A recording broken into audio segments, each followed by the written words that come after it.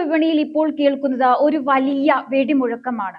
ലോകശക്തിയായ അമേരിക്കയുടെ കണ്ണുരുട്ടലുകളെ വകവയ്ക്കാതെ ഉപരോധങ്ങളുടെ ചങ്ങലക്കെട്ടുകൾ പൊട്ടിച്ചേർന്ന Latin American കരുത്തനായ വെനസ്വേല ഇന്ത്യൻ തീരങ്ങളിലേക്ക് വരികയാണ്. വെറും ഒരു വരവല്ല ഇത്. ലക്ഷക്കണക്കിന് ബാരൽ അസംസ്കൃത എണ്ണയുമായി ഭീമൻ സൂപ്പർ ടാങ്കറുകൾ അറബിക്കടലിലേക്ക് ദിശ തിരിച്ചിരിക്കുന്നു എന്ന റിപ്പോർട്ടുകളാണ് ഇപ്പോൾ പുറത്തു വരുന്നത്. ഇത് ലോകത്തെ ഏറ്റവും വലിയ എണ്ണ കച്ചവടത്തിന്റെ കഥയാണ്. ഉപരോധങ്ങളുടെ മതിൽക്കെട്ടുകൾ തകർത്ത കിലോമീറ്ററുകൾ താണ്ടി ഇന്ത്യയുടെ തീരത്തേക്ക് 3 ഭീമൻ കപ്പലുകളാണ് വരാൻ പോകുന്നത്. വെനസ്വേലയുടെ എണ്ണപ്പാടങ്ങളിൽ നിന്ന് പുറപ്പെട്ട ഈ ടാങ്കറുകൾ വെറും എണ്ണയല്ല, അമേരിക്കൻ മേധാവിത്വത്തിനുള്ള മറുപടി കൂടിയാണ്. എന്തുകൊണ്ടാണ് ഇന്ത്യ ഈ നീക്കം ഇപ്പോൾ നടത്തുന്നത്? ഇതിന് പിന്നിലെ രഹസ്യങ്ങൾ എന്തൊക്കെയാണ് നോക്കാം. എന്താണ് വെനസ്വേലയിൽ സംഭവിക്കുന്നത്? ലോകത്തെ ഏറ്റവും കൂടുതൽ എണ്ണ നിക്ഷേപമുള്ള രാജ്യം, പക്ഷേ വർഷങ്ങളായി അമേരിക്കയുടെ കടുത്ത ഉപരോധങ്ങൾ കാരണം ആ രാജ്യം ശ്വാസം മുട്ടുകയായിരുന്നു. തങ്ങളുടെ എണ്ണ ആർക്കും വിൽക്കാൻ കഴിയാതെ സമ്പദ് വ്യവസ്ഥ തകർന്നുന്ന വെനസ്വേല ഇപ്പോൾ ഉയർത്തെഴുന്നേൽക്കുകയാണ്. അമേരിക്കയുടെ വിലക്കുകൾ നിലനിൽക്കുമ്പോഴും ലോകത്തെ ഏറ്റവും വലിയ വിപണികളിൽ ഒന്നായ ഇന്ത്യയുമായി കൈകോർക്കാൻ വെനസ്വേല കാണിച്ച ഈ ധൈര്യം ആഗോളതലത്തിൽ വലിയ ചർച്ചയായിരിക്കുകയാണ്. ഇവിടെയാണ് ഇന്ത്യയുടെ കരുത്ത് നാം കാണേണ്ടത്. ആരെന്ത് പറഞ്ഞാലും സ്വന്തം രാജ്യത്തിന്റെ താല്പര്യത്തിനാണ് മുൻഗണന എന്ന് ഇന്ത്യ വീണ്ടും തെളിയിക്കുകയാണ്. റഷ്യയിൽ നിന്ന് എണ്ണ വാങ്ങിയപ്പോൾ ലോകം നെറ്റിച്ചുളിച്ചു, പക്ഷെ ഇന്ത്യ കുലുങ്ങിയില്ല. ഇപ്പോൾ വെനസ്വേലയുടെ കാര്യത്തിലും ഇന്ത്യ അതേ നിലപാടിലാണ്. കുറഞ്ഞ വിലയ്ക്ക് എണ്ണ കിട്ടുക, ഊർജ്ജ സുരക്ഷ ഉറപ്പാക്കുക, ഇതിൽ കൂടുതൽ മറ്റൊരു വിദേശ നയവും ഇന്ത്യക്കില്ല. റിലയൻസ് പോലുള്ള ഇന്ത്യൻ കമ്പനികൾ വെനസ്വേലൻ എണ്ണ സംസ്കരിക്കാൻ സജ്ജമായി കഴിഞ്ഞു. ഇത് ഇന്ത്യയുടെ നയതന്ത്ര വിജയമാണ്. ഇത്തവണ വെനസ്വേല പയറ്റുന്നത് പുതിയൊരു തന്ത്രമാണ്. നേരത്തെ അമേരിക്കയിലേക്കും മറ്റും എണ്ണ അയച്ചിരുന്ന ചെറിയ ടാങ്കറുകൾക്ക് പകരം VLCC എന്ന കടലിലെ ഈ ഭീമന്മാരെയാണ് അവർ വിന്യസിച്ചിരിക്കുന്നത്. ഇനി ഇതിന്റെ ഗുണം എന്താണെന്ന് ചോദിച്ചാൽ, ഒറ്റ യാത്രയിൽ വലിയ അളവിൽ എണ്ണ എത്തുന്നതോടെ ഗതാഗത ചിലവ് പകുതിയായി കുറയുകയാണ്. ഇന്ത്യയുടെ ദൂരവിപണിയിലേക്ക് മത്സരാധിഷ്ഠിതമായ വിലയിൽ എണ്ണ എത്തിക്കാൻ വെനസ്വേലയെ സഹായിക്കുന്നത് ഈ ലോജിസ്റ്റിക് വിപ്ലവം തന്നെയാണ്. അമേരിക്ക പലപ്പോഴും ഉപരോധങ്ങളെ ഒരു ആയുധമാക്കാറുണ്ട്, പക്ഷേ ഇന്ത്യയെ പോലൊരു വലിയ ഉപഭോക്താവിനെ പിണക്കാൻ അവർക്കും കഴിയില്ല. ഷെവ്രോൺ പോലുള്ള അമേരിക്കൻ കമ്പനികൾക്ക് വെനസ്വേലയിൽ പ്രവർത്തിക്കാൻ അനുമതി നൽകേണ്ടി വന്നത് അമേരിക്കയുടെ ഗതികേടോ അതോ തന്ത്രപരമായ പിന്മാറ്റമോ? എന്തു തന്നെയായാലും ലോകത്തെ എണ്ണ വിപണി ഇനി വാഷിംഗ്ടണിൽ ഇരുന്ന് നിയന്ത്രിക്കാമെന്ന് ആരും കരുതേണ്ട. ഇന്ത്യയും വെനസ്വേലയും പോലുള്ള രാജ്യങ്ങൾ പുതിയ വഴിവെട്ടുകയാണ്. ഇത് കേവലം കപ്പലുകളുടെ യാത്രയല്ല, ലോകക്രമം മാറുന്നതിന്റെ വിളംബരമാണ്. അമേരിക്കൻ ഉപരോധങ്ങളുടെ മുനയൊടിച്ചുകൊണ്ട് അറബിക്കടലിന്റെ തീരത്തേക്ക് 3 ഭീമൻ കപ്പലുകളാണ് അടുക്കാൻ പോകുന്നത്.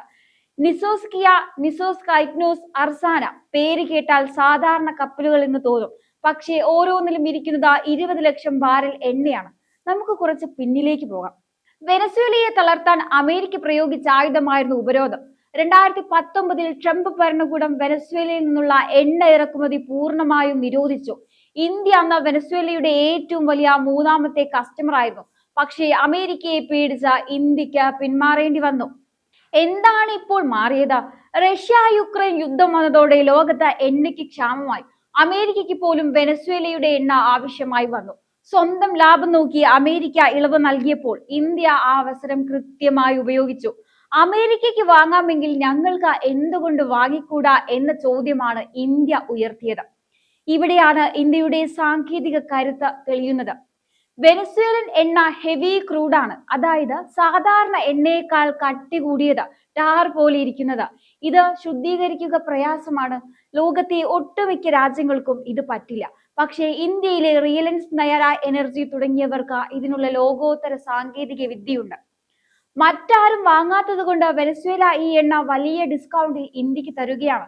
റഷ്യൻ എണ്ണയ്ക്ക് ശേഷം ഇന്ത്യക്ക് കിട്ടുന്ന 2ാമത്തെ വലിയ ലോട്ടറിയാണിത്. അമേരിക്ക വെനസ്വേലയെ പൂട്ടാൻ നോക്കി, പക്ഷേ റഷ്യ യുക്രൈൻ യുദ്ധം എല്ലാം മാറ്റിമറിച്ചു.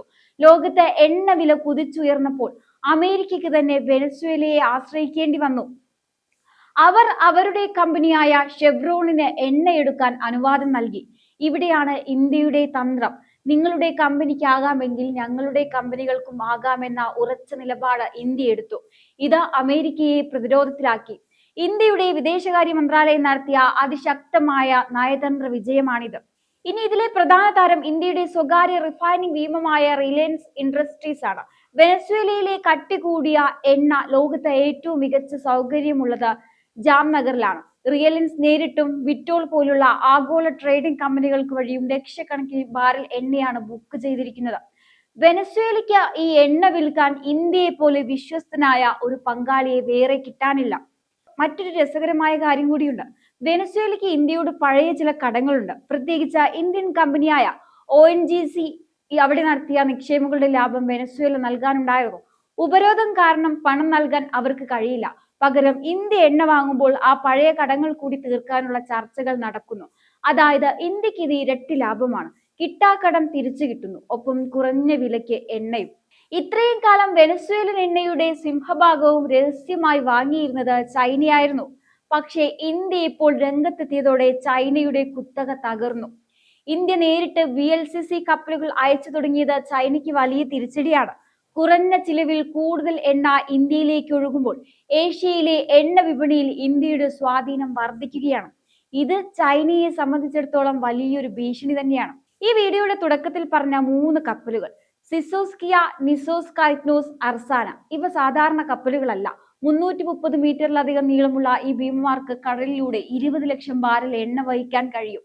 ദൂരക്കൂടുതൽ കാരണം യാത്രാ ചെലവ് കൂടാതിരിക്കാനാണ് വെനസ്വേല ഈ സൂപ്പർ ടാങ്കർ ബുദ്ധി പ്രയോഗിച്ചത്. ഇതോടെ മിഡിൽ ഈസ്റ്റിൽ നിന്ന് എണ്ണ കൊണ്ടുവരുന്ന അതേ ലാഭത്തിൽ വെനസ്വേലയിൽ നിന്നും ഇന്ത്യയിലേക്കും എണ്ണ എത്തും. ഇവിടെ നാം ഒന്ന് തിരിഞ്ഞു നോക്കണം.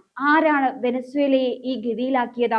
ലോകത്തിലെ ഏറ്റവും വലിയ എണ്ണ നിക്ഷേപമുള്ള ഒരു രാജ്യത്തെ പട്ടിണിയിലേക്കും പട്ടിണി മരണങ്ങളിലേക്കും തള്ളിവിട്ടതിന്റെ ഡൊണാൾഡ് ട്രംപിന്റെ ഭരണകൂടത്തിന് വലിയ പങ്കുണ്ട്. അമേരിക്ക ഫസ്റ്റ് എന്ന നയം നടപ്പിലാക്കാൻ വേണ്ടി ട്രംപ് പ്രയോഗിച്ച ഉപരോധങ്ങൾ യഥാർത്ഥത്തിൽ ഒരു രാജ്യത്തെ ശ്വാസം മുട്ടുകയായിരുന്നു. വെനസ്വേലൻ എണ്ണ വാങ്ങുന്നവരെ പോലും ശിക്ഷിക്കുമെന്ന ട്രംപിന്റെ ഭീഷണിക്ക് മുന്നിൽ അന്ന് ലോകത്തിന് മുട്ടുമടക്കേണ്ടി വന്നു. ട്രംപ് കെട്ടിപ്പൊക്കിയ ഉപരോധത്തിന്റെ മതിൽക്കെട്ടുകൾ ഇന്ന് തകരുകയാണ്. ലോകത്തിന്റെ പോലീസ് ചമന്ന മറ്റുള്ളവരുടെ അടുക്കളയിൽ എന്ത് വേണമെന്ന് തീരുമാനിച്ചിരുന്ന അമേരിക്കൻ തിരിച്ചടിയാണ് ഇന്ത്യയുടെ ഈ നീക്കം. റഷ്യയുടെ കാര്യത്തിലും വെനസ്വേലയുടെ കാര്യത്തിലും ഇന്ത്യ എടുത്ത ഉറച്ച നിലപാട് അമേരിക്കയെ പഠിപ്പിക്കുന്നത് ഒരു പാഠമാണ്. ഇന്ത്യ ഇനി ആരുടെയും ജൂനിയർ പാർട്ട്ണർ അല്ല, മറിച്ച് തുല്യ ശക്തിയുള്ള ഒരു ലോക ശക്തിയാണ്. നമ്മൾ ഇത്രയും നേരം ചർച്ച ചെയ്തത് വെറും ഒരു എണ്ണ കച്ചവടത്തെ കുറിച്ചല്ല.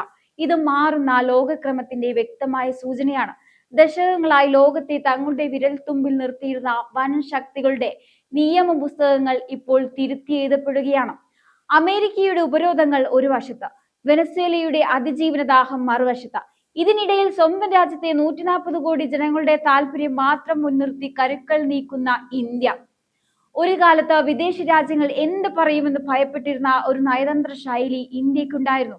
എന്നാൽ ഇന്ന് റഷ്യയിൽ നിന്നായാലും വെനസ്വേലയിൽ നിന്നായാലും രാജ്യത്തിന് ഗുണകരമായത് എവിടെയുണ്ടോ അത് നേടിയെടുക്കാൻ ഭാരതം മടിക്കുന്നില്ല. ജാംനഗറിലെ ലോകോത്തര റിഫൈനറികൾ മുതൽ വിദേശകാര്യ മന്ത്രാലയത്തിലെ ചർച്ചാ മേശകൾ വരെ നീളുന്ന ഈ ശൃംഖല ഇന്ത്യയെ ലോകത്തിന്റെ ഊർജ ഹബ്ബാക്കി മാറ്റുകയാണ്. വെനസ്വേലയുടെ ആകാശത്ത് ഇപ്പോൾ പ്രതീക്ഷയുടെ വെളിച്ചമാണ്. ആഗോള വിപണിയിൽ എണ്ണയ്ക്ക് ക്ഷാമം ഉണ്ടാകുമ്പോഴും ഇന്ത്യയിലെ പെട്രോൾ പമ്പുകൾ വറ്റാതെ നിൽക്കുന്നത് ഇത്തരം തന്ത്രപരമായ നീക്കങ്ങൾ കൊണ്ടാണ്. ആരുടെയും സമ്മർദ്ദത്തിന് വഴങ്ങാത്ത സ്വന്തം വഴി സ്വയം വെട്ടുന്ന ഒരു പുതിയ ഇന്ത്യയുടെ പ്രഖ്യാപനം. അന്താരാഷ്ട്ര രാഷ്ട്രീയത്തിലെ ഈ വമ്പൻ കളിയിൽ ഇന്ത്യ ജയിച്ചു കയറുമ്പോൾ അത് ലോകത്തിന് നൽകുന്ന സന്ദേശം ഒന്ന് മാത്രം: ഇത് ഭാരതത്തിന്റെ യുഗമാണ്. ഇനി വിപണികൾ തീരുമാനിക്കുന്നത് വാഷിംഗ്ടണോ ബെയ്ജിങ്ങോ മാത്രമല്ല, അത് തീരുമാനിക്കുന്നതിൽ നിർണായക ശബ്ദം ഇനി ഇന്ത്യയുടേത് കൂടിയായിരിക്കും. എന്തായാലും ഈ ഒരു വിഷയത്തെക്കുറിച്ചുള്ള നിങ്ങളുടെ അഭിപ്രായങ്ങൾ കമന്റ് ബോക്സിൽ രേഖപ്പെടുത്തുക. മറ്റൊരു വിഷയവുമായി വീണ്ടും കാണാം. നന്ദി.